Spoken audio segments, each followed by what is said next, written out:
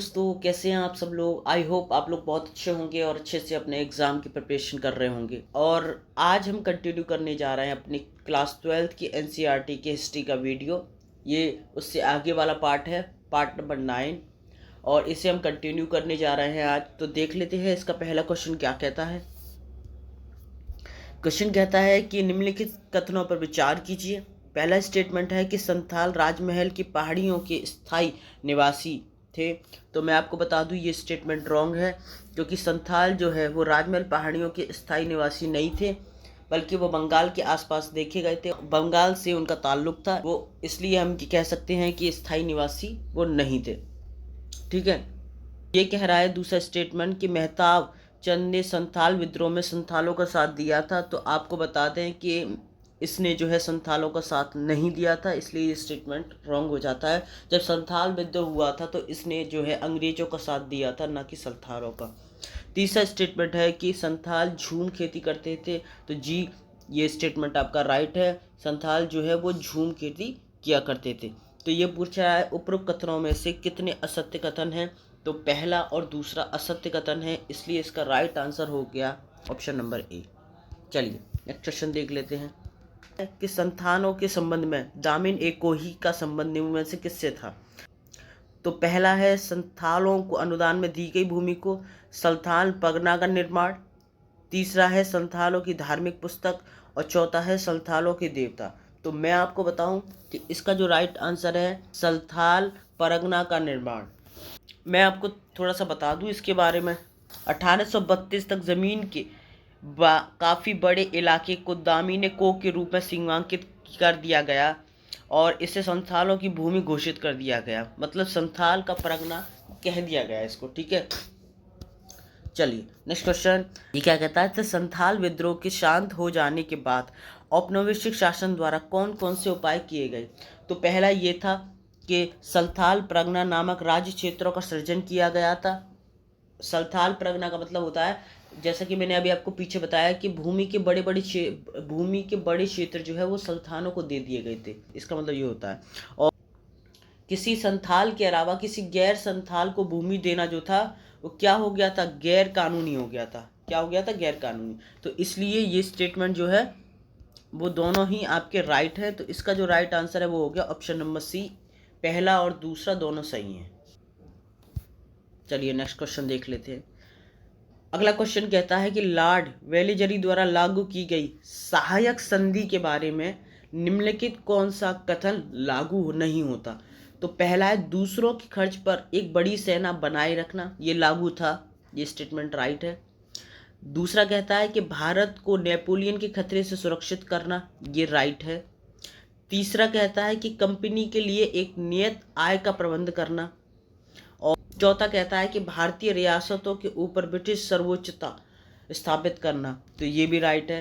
तो ये पूछ रहा है इसमें से कथन लागू नहीं होता, कंपनी के लिए एक नियत आय का प्रबंध करना, ये लागू नहीं होता था। किसमें, वेलीजरी ने जो सहायक संधि की थी ना, उसके अंतर्गत ये चीज़ लागू नहीं होती।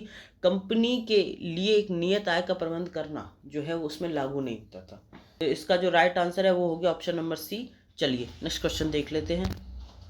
ये क्या कहता है कि निम्नलिखित युगों पर विचार कीजिए। एक तरफ दे रहा है नेतृत्वकर्ता और वो दूसरी तरफ दे रखा है वह स्थान जहाँ से वे क्या करते थे, बिलोंग करते थे।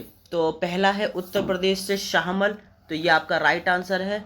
दूसरा है आरा से कुंवर सिंह, तो ये आपका राइट आंसर है। तीसरा है फैजाबाद से बिजलिस कादिर। तो आपको मैं बताऊं ये स्टेटमेंट पूरी तरीके से रॉन्ग है, क्योंकि बिजलिस कादिर जो थे वो लखनऊ से बिलोंग करते थे। ठीक है। और चौथा है छोटा नागपुर से नाना साहब, तो ये जो है वो कानपुर से बिलोंग करते थे, ना कि नागपुर से। ये पूछ रहा है उपरोक्त में से कितने युग्म सही सुमेलित हैं। तो केवल इसमें 2 युग्म सही सुमेलित हैं, पहला और दूसरा। तो इसका जो राइट आंसर होगा वो होगा option number B.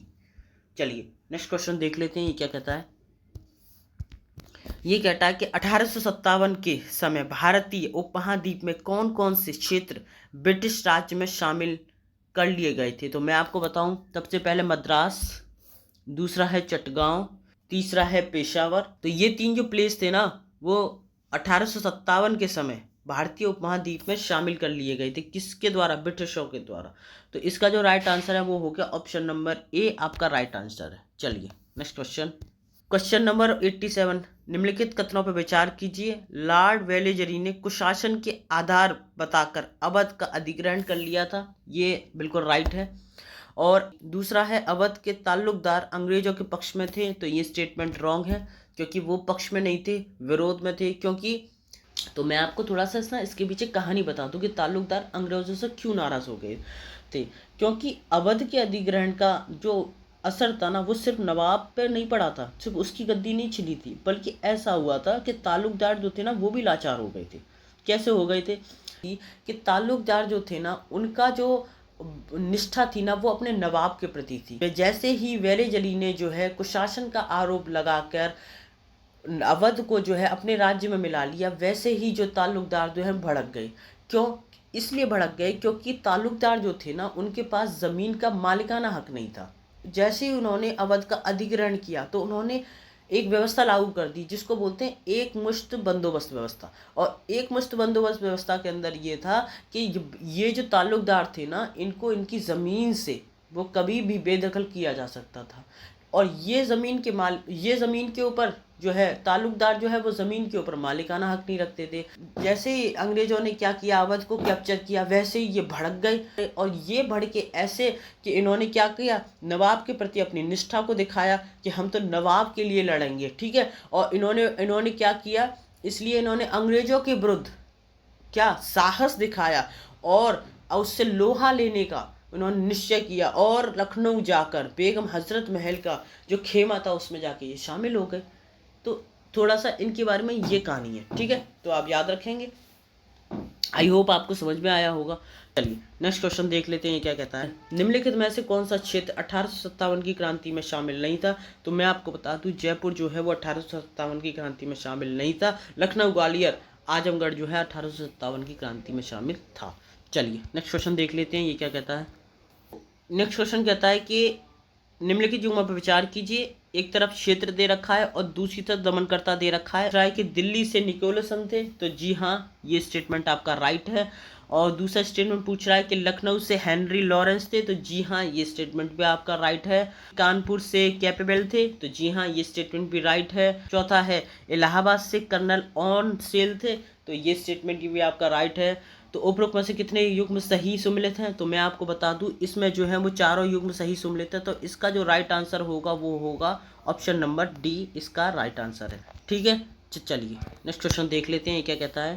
Question number 90, Mughal काल में स्थापित कंपनी के निम्नलिखित युग्मों पर विचार कीजिए। एक तरफ स्थल दे रखा है और दूसरी तरफ यूरोपीय कंपनियां दे रखी हैं। वो पूछ रहा है उपरोक्त में से कितने युग्म सही सुमेलित हैं। स्टेटमेंट पूछता है कि पंडित जी पर जो अंग्रेजों का अधिकार था। तो मैं आपको बता दूं, अंग्रेजों का नहीं था, बल्कि पुर्तगालियों ने इस पर अपना अधिकार स्थापित किया था। दूसरा पूछता है पंडुचेरी पर जो है वो फ्रांसीसियों का अधिकार था। तो ये आपका राइट आंसर है। तीसरा पूछता है मछलीपट्टनम पे जो है डचों का अधिकार था। तो आपका ये राइट आंसर है। और चौथा पूछता है मद्रास पे जो है पुर्तगालियों का अधिकार था। तो मैं आपको बता दूं, पुर्तगालियों का नहीं बल्कि फ्रांसीसियों का अधिकार था। तो ये पूछ रहा है इसमें से कितने युग्म सही सुमेलित हैं। तो मैं आपको बता दूं, केवल 2 युग्म इसमें सही सुमेलित हैं। और वो कौन कौन से हैं? वो है दूसरा और तीसरा। तो इसका जो राइट आंसर होगा वो होगा, केवल 2 युग्म सही सुमेलित हैं, ऑप्शन नंबर डी इसका राइट आंसर है। समझ में आया? चलिए फिर मिलते हैं आपसे नेक्स्ट वीडियो में। तब तक अपना ध्यान रखिए, खुश रहिए, पढ़ते रहिए। जय हिंद दोस्तों।